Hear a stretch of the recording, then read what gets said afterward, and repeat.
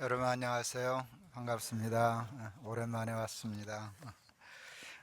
우리 성가대 너무 오랜만에 들어서 더 좋습니다. 그 성경에 보면은요, 옛날에 성전 지을 때 그 돌을 다듬지 못하게 했어요. 이렇게 다듬지 않은 돌로 저 집 소리는 다듬어지진 않았어요. 근데 참 매력적이에요. 그래서 이 다음에 우리 성가대 제대로 할 때도 요 실력으로 그냥 가면 좋겠다 싶습니다. 다시 한번 박수해 주시기 바랍니다. 칭찬한 거예요. 좀 고준 줄로 하면 곤란해요. 미국에 잘 다녀왔습니다. 보름 정도 다녀왔으니 제법 긴 여행이었다고 할 수 있습니다. 몇 교회에서 집회도 하고 설교도 했지만 이번 여행의 주된 목적은 코스타 집회였습니다. 이번 코스타의 주제가 이웃, 또 다른 우리였습니다. 우리 교회와 우리 재단이 하고 있는 사역을 이웃 사역이라고 생각하고 그것을 설명하고 소개해주면 이번 주제에 제일 합당하겠다라고 생각해서 아마 저를 강사로 불러준 것이 아닌가 생각하고 열심히 학생들에게 사흘 저녁 설교를 했습니다. 첫째 날은 요한복음 1장 12절에서 13절 가지고 자녀의 권세라는 제목으로 설교했습니다. 이 설교는 500번도 넘어 한 설교 같습니다. 어느 교회든지 어떤 집회든지 저를 부르면 첫날 설교는 무조건 이 설교입니다. 이 설교는 마치 척추표 같다는 느낌이 들어요. 이게 세워져야 그 다음에 모든 것들이 작동하는 그런 설교입니다. 이웃이 주제인데 이웃부터 설교하면 위험합니다. 이웃과의 바른 관계를 잡기 위해서는 하나님과의 바른 관계가 먼저입니다. 하나님과의 관계를 빼놓고도 이웃 얼마든지 얘기할 수 있습니다. 그렇게 하면 그냥 휴머니즘 됩니다. 그거는 기독교하고 이렇게 차별성이 없어집니다. 그래서 하나님이 주인이시다 하는 로드십, 하나님과의 나의 관계를 먼저 설교를 했습니다. 둘째 날은 창세기 12장 1절에서 4절의 말씀을 가지고 세상에 복이 되는 교회라는 제목으로 설교했습니다. 우리 기독교는 축복의 종교인데 기독교의 축복의 개념은 우리가 그 복의 목적이 되지 않고 우리를 통하여 그 하나님의 축복을 세상에 흘려보내는 통로, 이게 아주 독특한 축복의 개념입니다. 유학생들은 보다 나은 삶을 목적하고 유학길에 오른 학생들입니다. 남들은 유학을 한다니까 다 팔자 좋은 사람들이라고만 생각하지만 일부는 그런 사람도 있지만 대부분은 엄밀히 가서 보면 팔자 사나운 사람처럼 보입니다. 고생 말도 못합니다. 여러분, 우리나라 말이 아닌 남의 나라의 말로 공부한다는 게 얼마나 스트레스 받겠습니까? 여기서 똑똑한 애들이 가는데요, 그 말 때문에 갑자기 삼류로 떨어집니다. 아주 미칩니다. 보장도 없습니다. 학위를 딴다는 보장도 없고 학위를 따면 또 직장이 보장된다는 것도 없습니다. 학비는 엄청 비쌉니다. 학생들의 대부분의 삶은 그냥 노숙자 조금 면한 수준의 삶을 겨우겨우 삽니다. 이번에 만난 어떤 학생도 그랬어요. 내일 점심을 위해서 1불 50전짜리 음료수를 마셔야 할까 말아야 할까를 고민하는 삶을 늘 산다고. 그래서 그 아이들을 보면서 이 아이들이 강도 만난 아이들이구나 하는 생각을 했습니다. 그것을 다 알면서도 그것을 무릅쓰면서 유학을 하는 목적은 그 후에 누리게 될 나름 어느 정도 보장된 삶을 위해서입니다. 이렇게 고생하면 좀 더 넉넉해질 거야, 좀 더 안정될 것이야, 그리고 좀 더 높아질 거야 라고 하는 약속이 있기 때문입니다. 쉽게 말해서 그냥 남보다 좀 더 잘 살기 위해서 그 고난을 무릅씁니다. 이런저런 포장을 근사하게 할 수 있지만 그냥 정직하게 얘기하면 야망입니다. 그런 아이들에게 열심히 공부해서 그 목적을 이루되 그 야망에서 머물지 말고 그 야망을 소명으로 바꾸어라. 그리고 그 복을, 그 권리를, 그 기회를 세상에 흘려라. 복의 근원이 되라. 이렇게 설교할 때 아이들이 야망을 소명으로 바꾸라는 이 단순한 말에 반응하는 것을 느꼈습니다. 그게 설교하는 사람의 기쁨입니다.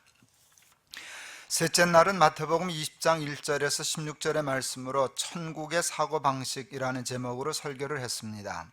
우리 교회와 재단이 벌이고 있는 보이지 않는 성전 건축 프로젝트를 자세히 설명했습니다. 쪽방 탈출운동, 미천 나눔운동, 메자닌 아이팩과 메자닌 에코원, 그리고 고마운 선, 블리스 앤 블레스를 설명했습니다. 그리고 러시아 노보니콜스키의 사역, 인도, 또 베트남, 그리고 최근 하고 있는 아프리카 말라의 구물리라 사역도 소개했습니다. 사람들은, 특히 보수적인 신앙을 가지고 있는 사람들은 우리 교회와 또 특히 제가 그와 같은 일을 하는 일을 이렇게 순수하게만 보지 않습니다. 목사가 왜 그러냐? 교회가 꼭 그거 해야 할 일이냐? 교회는 복음을 전해야 하지 않냐? 목사는 하나님의 말씀을 전해야지 무슨 사업가도 하는데 밤낮 사업만 하고 그런 일을 벌이냐? 라고 하는 비판적인 시각을 가지고 이야기하는 분들도 있습니다. 제가 만일 첫째 날 설교를 요한복음 1장 12절과 13절의 말씀으로 전하지 않고 첫날부터 셋째 날 설교를 했다면 그 말 들어도 마땅하다고 생각합니다. 저는 이 모든 사역의 이유와 목적이 무엇이냐 물으면 두 말도 안 아니고 그냥 하나님이라고 대답할 작정입니다. 왜 그러냐? 하나님 때문에. 왜 그러냐? 하나님이 그거 하라 하시니까. 왜 그러냐? 하나님이 좋아하시니까. 왜 이웃을 그렇게 하냐? 하나님이 그들을 사랑하시니까. 하나님 사랑하려면 이웃을 사랑해야지. 성경에도 보면은요, 하나님 사랑과 이웃 사랑이 하나로 붙어 있잖아요. 먼저 하나님 사랑하고 이웃을 사랑해라 라고 하는 것인데, 이웃을 사랑하는 목적이 하나님 사랑하기 때문이라고 이렇게 대답하고 싶습니다.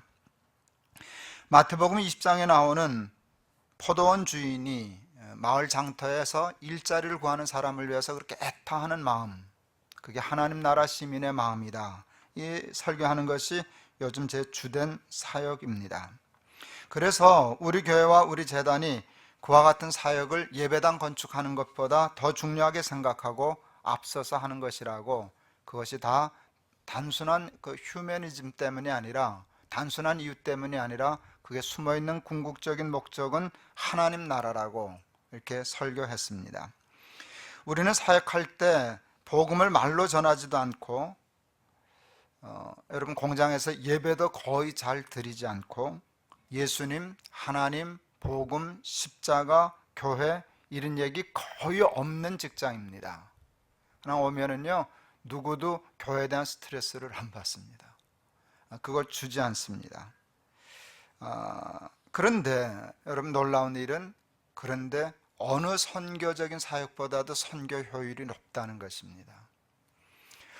작년에 제가 우리 사무총장 김범수 목사님한테 물었어요. 우리 공장에 다니는 탈북자들 몇 퍼센트나 교회 다닐까? 그랬더니 40% 정도 다닌다고 얘기했어요.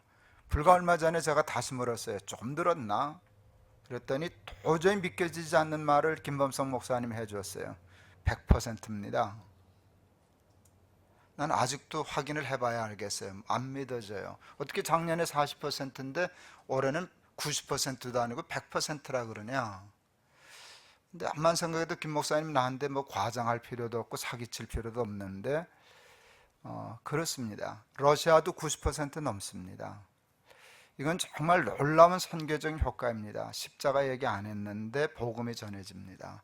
예수님 얘기 안 했는데 전해집니다. 왜? 우리가 그 마음으로 그 일을 했기 때문에 마음을 통하여 그 복음이 전해진 것이라고 저는 확신합니다.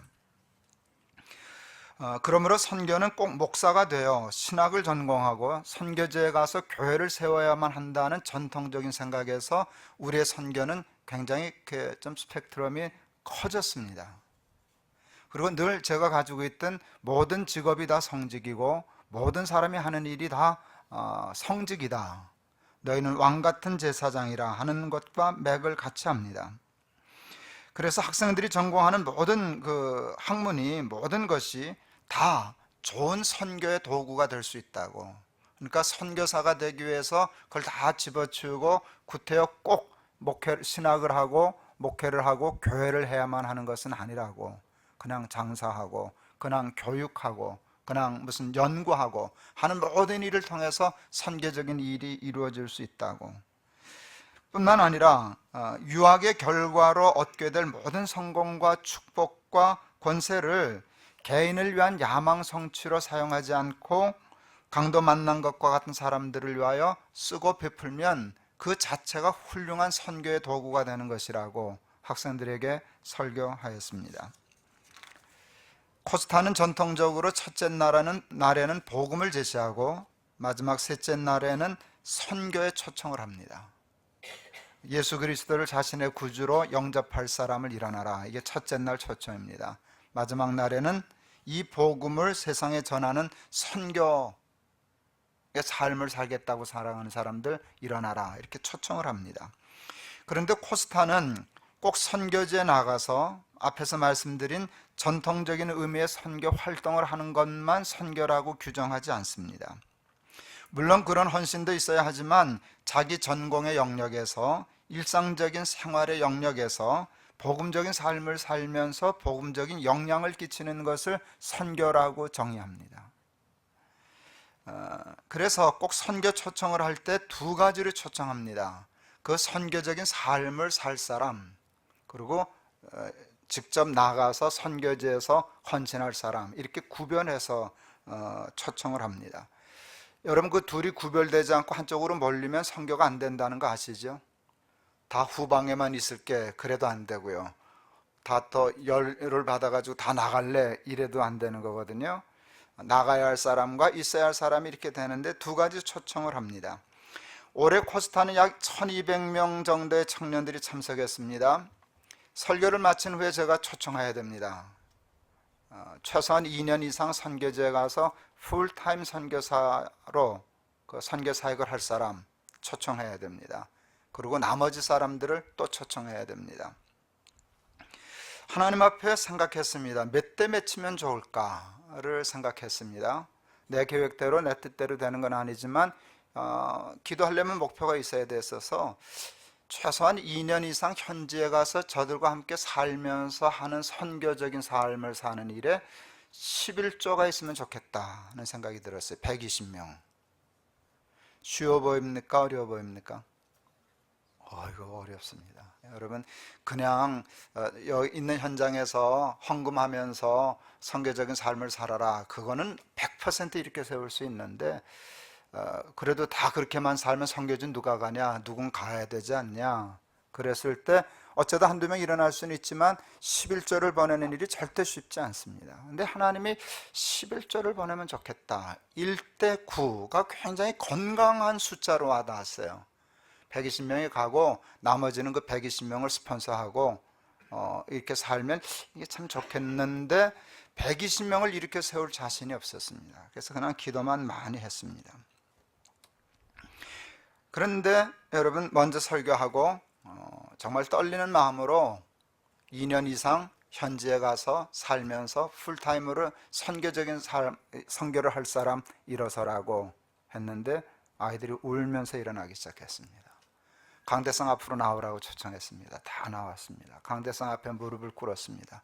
여러분, 목사는요 이렇게 한번 돌아보면 몇 명 왔는 거 안다는 거 아세요? 이렇게 보면 합니다. 그래서 얼른 이렇게 하셨습니다. 120명 조금 넘은 것 같습니다. 하나님이 정확히 기도대로 응답해 주셨습니다. 우리 큰아이의 대학 동기생, 동갑내기고 또 대학 한동대 동기생인데 마침 그 미국에서 박사과정을 올해 마쳤습니다.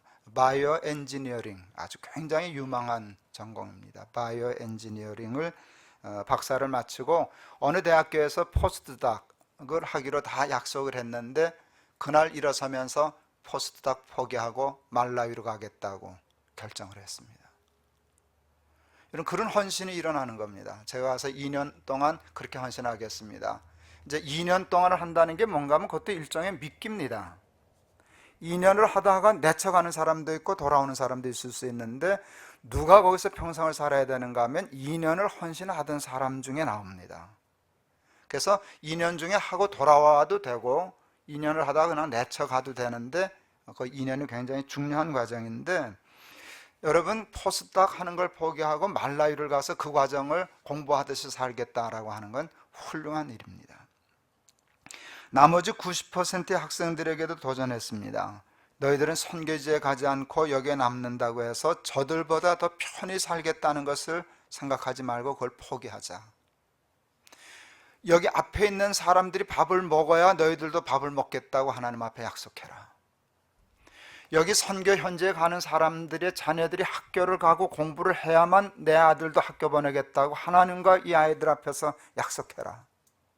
너희들이 생활을 책임지고 너희들이 사역을 책임지고 너희들이 선교를 책임져라. 그것은 현지에 가는 것 못지않게 중요한 현실이다. 아이들이 울면서 다 일어섰습니다. 참 감격적인 시간이었습니다. 오전 3번의 설교를 저는 저녁 설교 3번을 했고, 오전 3번의 설교는 숭실대학교 교목실장이신 김회곤 목사님이 해주셨습니다. 첫째 날 사마리아 사람의 비유를 가지고 설교해 주셨는데 확실히 설교가 깊더라고요. 그 교수니까. 저는 그냥 이야기를 설교하잖아요. 그런데 저는 그건 몰랐죠. 선한 사마리아 사람의 비유가 언어가 코이네라고 하는 헬라어로 쓰여졌다는 거예요. 근데 코이네라고 하는 헬라어가 특별한 표현법이 있는데, 어떤 한 사람의 한 행동이 그날 우연히 한 행동이냐 아니면 그게 습관화돼서 반복적으로 나타난 행동이냐를 구별하는 표현이 있는데, 이 성경이 그 표현으로 쓰여졌다는 거예요. 쉽게 말해서 그날 제사장하고 레위인이 강도 만난 사람을 보고 지나갔어요. 그 지나갔다는 코인의 헬라어의 표현을 보면 코인의 헬라어를 아는 사람은 다 안다는 거예요. 그 표현이 뭔가 하면 그날 실수로 그런 일을 한 것이 아니라는 거예요. 그 사람들은 밤낮 그렇게 지나갔어, 그 뜻이랍니다. 밤낮 지나가니까 그게 습관이 돼서 그날도 지나간 거랍니다. 사마리아 사람이 그날 그 강도 만난 사람을 버려뒀는데 내려가서 끄집어 올려서 여관에 데려다 주고 한 일도 그날 어쩌다가 실수로 착한 일을 한 것이 아니라는 겁니다. 그게 그 언어로는 그 구별이 된다는 겁니다. 그 사람도 밤낮 그렇게 하던 사람이라는 거예요.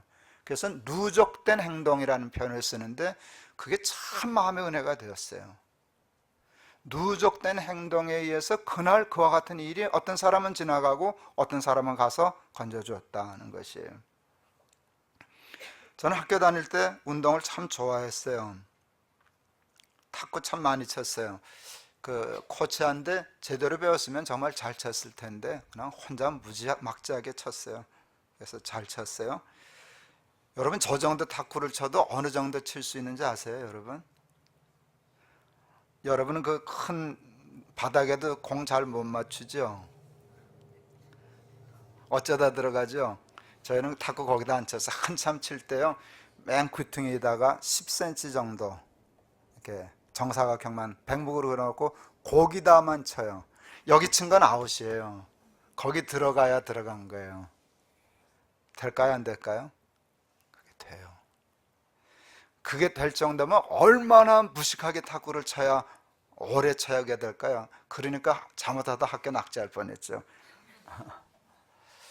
운동하는 사람들은 다 아는 말이 있어요. 모든 동작이 근육이 기억할 때까지 반복해야 된다는 거예요. 여러분 기억은 뇌가 하잖아요. 근데 근육엔 뇌가 없잖아요. 문의 근육이 기억을 하려면 얼마나 반복을 해야 이게 기억을 하겠어요? 그런데 그렇게 돼야 탁구가 되는 거예요. 야구가 되는 거예요. 골프가 되는 거예요. 모든 운동이 근육이 기억할 만큼. 여러분 사마리아 사람의 착한 행실이 바로 그와 같은 일이었다는 거예요. 누적된. 그래서 그 착한 행실과 삶이 머리로 된 게 아니라 가슴으로 된 게 아니라 이렇게 감정으로 감동으로 된 게 아니라 근육이 기억했다는 거예요. 저는 이게 참 마음의 은혜가 많이 되었습니다. 우리는 복음과 신앙을 뇌로 기억합니다. 그리고 입으로만 실천합니다. 어쩌다 행동하기는 하지만 정말 어쩌다 한두 번 하는 거기 때문에 탁구 어쩌다 한 번 쳐가지고는 여러분 여기다 탁구 못 칩니다. 때문에 길을 가다가 강도를 만나 죽어가는 이웃을 보면 우리도 모르는 사이에 우리는 제사장이 되고 레위인이 됩니다. 근육이 그걸 기억을 못하거든요. 아니요, 기억을 하죠. 이때는 그냥 지나가는 거야, 이렇게 기억하는 거거든요. 미국에 가기 전에 제 페이스북에 구물리라의 전기 끌어들이는 사업을 벌리고 3억이 필요하다 하는 글을 올렸어요. 여러분, 구물리라의 사역을 할 때 제일 먼저 한 일은 거기다 지금 우리 직원들 숙소 지은 거고요. 그래서 직원들이 이미 들어가 있고요. 거기 사무실 짓고요. 거기 이제 보건소 뭐 이제 이런 시설들을 아직 조금 더 해야 됩니다. 이런저런 몇 가지 일을 했는데 저희들의 목표는 구제가 아니에요.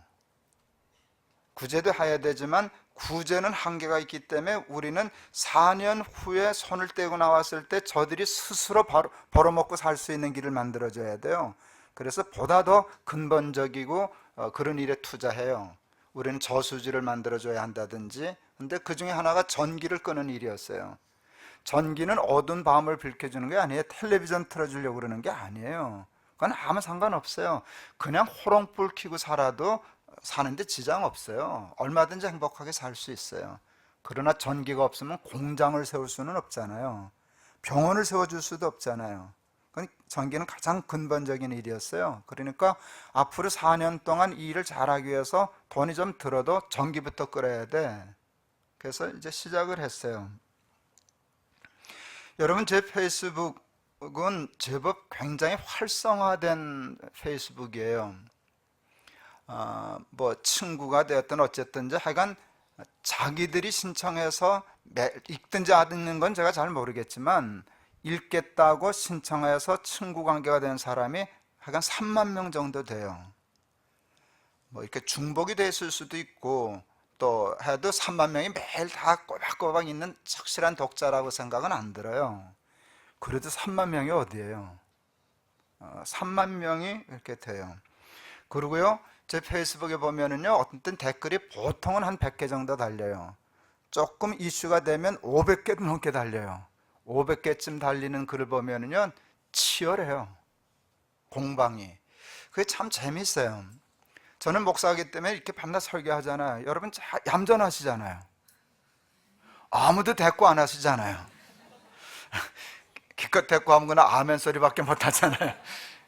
여러분 여기 설교하는데 아닌데 그럴 사람이 여기 어디 있어요? 페이스북은요 아닌데가 돼요. 에이, 목사님 그건 아닙니다. 제 생각은 좀 다릅니다. 이게 굉장히 새로운 장을 저한테 열어줘요. 저는 이제껏 얘기하면 다 100% 아멘인 줄로만 아는 착각 속에 사는 사람이거든요. 근데 페이스북은 이게 아니라는 애가 있네. 이게 꽤 많네. 그걸 통해서 굉장히 저도 공부가 되고요, 발전이 돼요. 그래서 참 좋아요. 어떤 때는요, 젊은 애들이 많기 때문에 그냥 댓글을 다는데요, 나한테 상처 주는 애도 있어요. 근데 그게 재밌어요. 그걸 쉽게 말하면 피 터지게 하는 거잖아요. 근데 저는 아직도 피 터지는 게 좋더라고요. 애들이 그렇지, 좋지. 좀 상처들 되지만 그거 좋아요. 근데 구물리라에 돈 모으자고 했더니 싹 들어간 거예요, 애들이. 댓글 잘 안 들려요. 야, 이렇게 썬을 할 수가 있냐? 이게 충격이었어요. 특히 저하고 논쟁은 뭐가 많은가 하면 뭐 고지론이냐 저지론이냐 가지고 치열하거든요. 20년째 치열하거든요. 근데 저는 치열한 게 좋아요. 근데 전 저지론과 저를 비판하면서 미답지론을 얘기하는 아이들도 좋아요. 어쨌든 나하고는 그 토론하는 그 생각은 다르지만 목적은 같잖아요. 저주로 가고 미답지 있는 사람을 돕자니까 좋더라고요. 하여간 저렇게 피 터지게 얘기하는 거 보니까 좋다. 근데 실망이 뭔가 하면 돈 내라니까 안 내더라고 말이지. 내 생각은 나는 고지론이든 저지론이든 있는 사람을 돕자고 저렇게 피 터지게 했으면 10,000원이라도 내지. 이거를 저는 정말 이해를 못했어요. 여러분, 3만 명 중에 지금까지 모금에 참여한 사람이 1% 정도 돼요. 한 300 몇십 명 정도 돼요. 이건 충격이었어요. 여러분, 제가 얘기하면 다 돈 내야지요? 저 그렇게 생각 안 해요. 생각이 다를 수도 있고, 내 생각, 전기는 저는 좀 다른데 저는 더 급하다고 생각하는 데가 있습니다. 목사님, 저는 이쪽에 내는 게 더 좋습니다. 저는 그 말고 다른 데 내겠습니다. 그런 사람들이 얼마든지 있을 수 있잖아요. 저 그거 인정한단 말이에요. 그런데 그게 99%일 수는 없잖아요. 상식적으로 뭐 절반이라든지 뭐 그럴 수 있는데, 절반만 잡아도 뭐 또 안 있는 사람이 있다 그래도 이게 1%는 도무지 납득이 안 가서요, 제가 조금 그 일에 대해서 그냥 정면으로 글을 썼어요. 그랬더니 또 그때는 댓글이 많이 달렸어요. 이 얘기는 똑같아요. 목사님이 얘기하면 돈 다 내야만 됩니까? 우리는 다른 데 있어서 그럴 수도 있지 않겠습니까? 뭐 그런 글인데, 재미있는 글이 하나 왔어요. 아주 신랄하게 저에 대해서, 목사님은 누가 돈 내라면 다 냅니까? 예, 목사님도 돈 내라 그럴 때 나아갈 수도 있는데, 우리도 그럴 수 있는데 그걸 그렇게 물고 늘어지고 공격하면 어떡합니까? 그런 뜻이었어요. 저는 누가 내라면 다 낼까요? 안 낼까요? 그 친구가 몰랐어요. 그 글을 쓰는 데는 뭐가 전제되는가? 목사님도 안 그러지 않습니까? 다 냅니까? 어느 땐 빠지지 않습니까? 근데 그 친구 실수했어요. 전 다 내요. 여러분들 지금 잘 못 믿는 눈치예요. 저는 누가 돈 내라는 소리를 듣고 그게 옳은 일이다라고 생각하면 나하고 칼라가 맞든 안 맞든 무조건 내요. 이게 제 원칙이에요. 이걸 아이들이 자랄 때 아이들에게 가르쳤어요. 이거예요. 너 길을 지나다가 거린을 보거든 무조건 묻지도 따지지도 말고 그 당시에 100원은 줘라. 우리 아이들 초등학교 때 100원은 줘라. 제가 이렇게까지 얘기했어요. 그 100원은 네 돈이 아니라 너한테 맡겨진 그 사람 돈이야.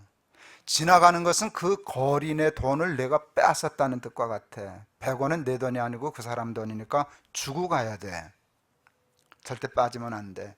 그런데 100원짜리가 없다, 1000원짜리가 있다, 상관없어, 줘. 아버지가 1000원 다시 줄게. 그런데 내 생각에 아무리 그래도 내 나이 수준에 1000원을 거린에게 주는 일이 지나치다 생각하면, 지금으로 얘기하면 10,000원 정도 얘기가 되겠죠, 그렇죠? 지나치다 생각하면 1000원 들고 6개월을 내려가서 껌 사서 동전 바꿔 들고 다시 올라가서 100원 주고 와야 돼. 저도 누구나 얘기한다고 매달 정기적으로 내지는 않아요. 저는 내는 중에 정기적으로 매달 나가는 돈이 있어요. 그거 제법 커요. 그래도 그 몇백만 원 나가요.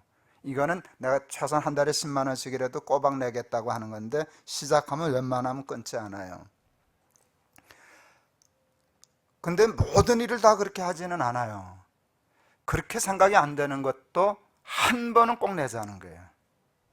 한 번은 참여하자. 왜 그런지 아세요? 자꾸 이렇게 빠뜨리면 그것을 내 근육이 기억할까봐.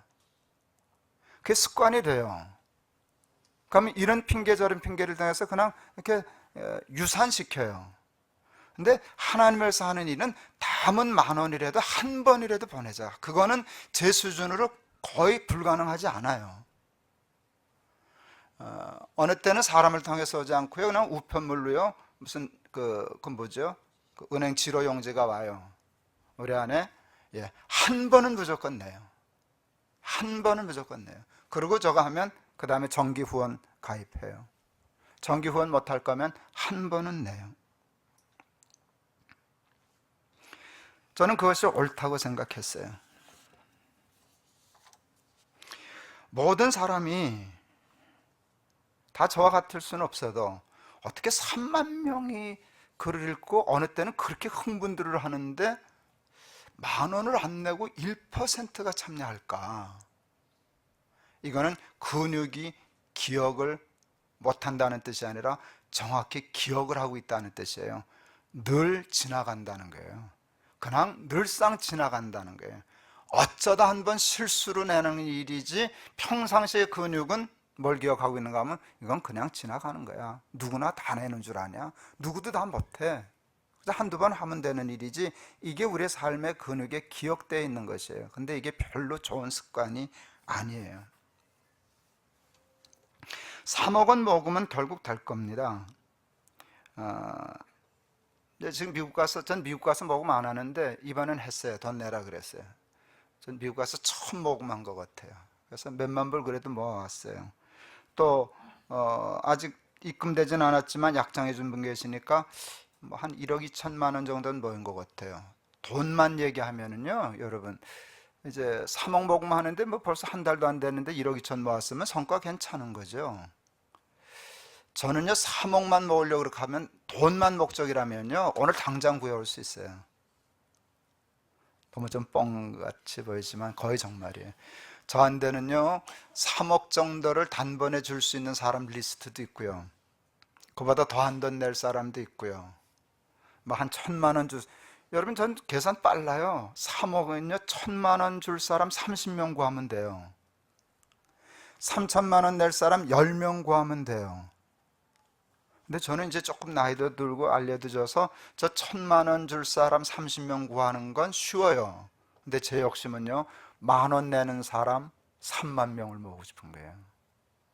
돈은 똑같은데 이게 파워가 달라요.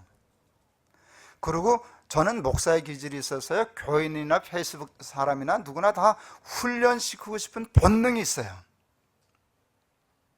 그러니까 지금 모금이 안 될까봐 애가 타는 게 아니에요. 모금은 무슨 수를 써도 내가 한단 말이에요. 하나님 해결해 주실 거란 말이죠. 그런데 어떻게 3만 명 중에 29,700명이 그냥 잠잠하게 있는 걸 내가 내버려 둘 수 있느냐. 그건 안 된다. 예. 높은 뜻 씨앗이되어 교회, 우리 교회예요. 저는 우리 교회 교인이 상위 1%였으면 좋겠어요. 정기 후원을 하고 나중에 집을 팔아 헌신하는 건 나중에 결정하더라도 누구든지 와서 얘기하면 저질러 놓고 보는, 그래서 근육이 그것을 기억하는 그런 교인이었으면 좋겠어요.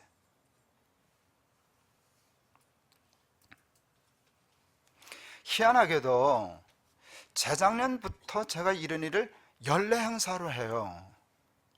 재작년엔 북한에 쌀 보내는 거, 쌀값 너무 폭등한다고 쌀 300톤만 사주면 쌀값 낮춰보겠다는 엉뚱한 꿰매 빠져가지고 3억 모금했잖아요. 그런데 그때 3억을 모금하는 게 막막했어요. 말이 쉬워서 3억이지 여러분, 그게 얼마나 큰 돈인데요, 모금으로. 그럴 때 하나님 꼭 그러세요. 너부터 내야 되지 않겠냐? 마중물을 얘기하니까 마중물은 넣고 해야지. 아내하고 얘기하니까 11조는 내야 되지 않을까?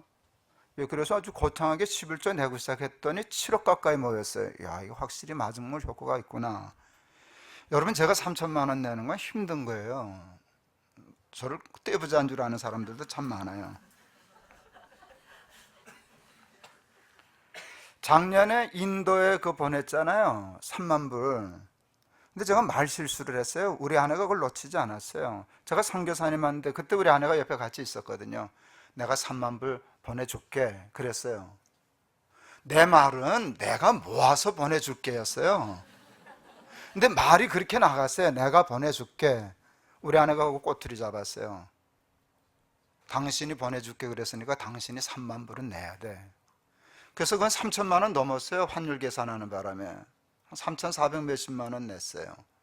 작년에 냈어요. 올해 또 3억 하잖아요. 그건 작년에 그 바람에 저 환갑 날라갔어요. 올해는 우리 마누라가 환갑이에요. 이번에 미국 같이 다니면서 우리도 말라야 해야지, 얼마나 하면 좋을까? 사실은 연달아 해마다 3천만 원 단위고 이러고, 그 밖에도 제가 매달 그래도 몇백이라도 나가야 되는 돈이 있기 때문에 쉽지 않아요. 조금 이게 또 할 수 있나 그랬는데, 아내가 나보다 통이 커요. 여자가 11조는 해야지. 그럼 당신 화갑 없어. 예, 그랬어요. 바보 같은 소리 하는 거나 용서하고 좋은 뜻으로만 들어주세요. 사람들은 제가 돈이 정말 많은 줄 알아요. 예, 돈 많으니까 그게 내겠죠. 그 대신 우리 아내 지갑에는 돈 없어요. 우리 아내 지갑에 난 5만 원 이상 들어가 있는 거 본 적 그건 불가능해요. 거의 빛의 속도로 없어져요. 우리 아내는 지갑에 돈 있으면 반드시 은행으로 가요. 몇만 원이라도 있으면 1, 2만 원밖에 없어요. 어떤 땐 주일날 헌금 없어가지고 내 지갑 자주 강탈당해요. 지갑에 돈 없어요. 거의 없어요. 지갑에 돈이라는 게 생기면 빛의 속도로 은행에 가요. 그러기 때문에 3천만 원이든 얼마든지 필요하면 보낼 수 있어요. 그러니까 근육이 이걸 기억하는 거예요. 자신을 위해서 쓰는 데는 쓰질 않아서 자꾸 이제 힘이 없어지는 거예요. 그걸 쓸 줄을 몰라요. 쓰는 게 불편해요. 그런데 구물리라, 북한, 인도는 훈련이 돼서 그렇게 되는 거예요. 근육이 그렇게 발달하는 거예요. 미국 와도 어제 저녁에 왔는데요. 우리 집에 구피라고 하는 열대어를 길러요. 이상윤 목사 사모님이 주워서 기르는데, 이건 요만한 물고기인데 처음에 기껏 커봐야 한 3cm 되나 그런 물고기들인데요. 얘는 알을 낳지 않고 새끼를 낳아요. 근데 우리는 하여간 살아있는 건 잘 키우거든요. 거의 안 죽이거든요. 이게 새끼를 엄청 낳아가지고 바글바글해요. 근데 우리 미니 새가 왔잖아요. 이것도 지 헤레비 닮아가지고 동물들을 그렇게 좋아해요. 그러니까 물고기 밥 주는 거 자기가 해달라고. 그래서 그걸 맡겼더니 아침마다 밥 주는 걸 너무 좋아해요. 갔다 왔더니 우리 구피 어제 거의 돌아가시기 직전이셨어요. 내가 하루 이틀만, 뭐 이틀은 너무 불안하고 하루만 늦게 왔어도 아마 몰사했을 거예요, 우리 구피들. 왜 그랬게요? 밥을 너무 많이 줬어요. 밥을 너무 많이 주니까 이게 이따가 속에서 다 못 먹잖아요. 불어가지고 이제 부패하기 시작하잖아요. 그렇게 되면 물에 산소가 없어지잖아요. 얘들이 다 위에 떠 계셨어요. 이게 산소가 없다는 뜻이거든요. 오자마자 집 내려놓자마자 그 물 갈아줬어요. 예, 밥은 생명이에요. 그거 안 주면 구피 죽어요. 근데 굉장히 중요한 거 발견했어요. 너무 많으니까 밥이 독이 된다. 죽는다. 그래서요, 그물 따라서 버렸게요, 안 버렸게요? 안 버렸어요. 그물 아깝잖아요. 화초해줬죠. 물고기 한 대는 밥이 적어서 저거지만 그게 식물에게 주면 또 거름이 되잖아요. 그래서 그거 안 버리고요, 다 이렇게 해서 화초에다 다 줬어요. 화초는 좋을 거예요.